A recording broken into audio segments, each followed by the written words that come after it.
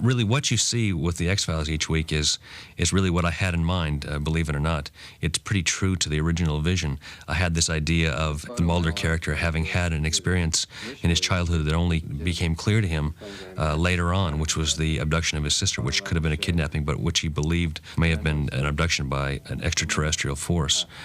Scully is an interesting character because she had been to med school but opted not to practice. I mean, it's a big commitment in your life, and she had decided to turn a corner that was unanticipated probably by her and certainly by her parents.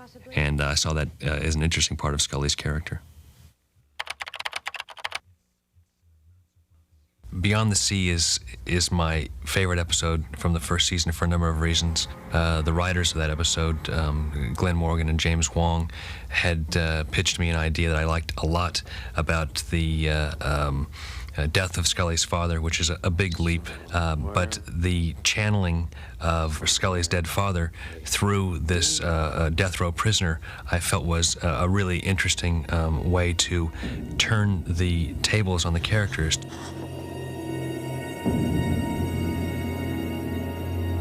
Did you get my message, Starbuck?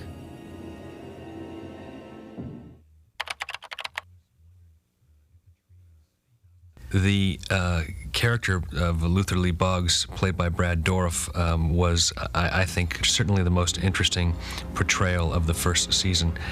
And the truth is that we almost didn't get Brad Dourif for the part. You've got to pay a little bit more money for him. The studio was reluctant to do that. I ended up calling Peter Roth, the man who I originally pitched the X-Files idea to.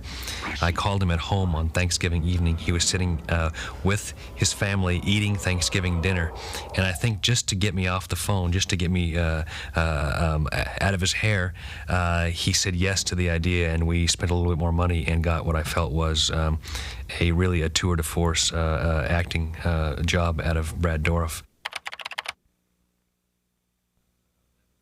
That was Glenn Morgan, I believe, looking for a song that would play against the mood of that funeral.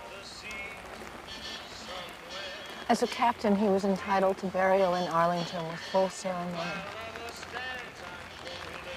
This is exactly the way he wanted it.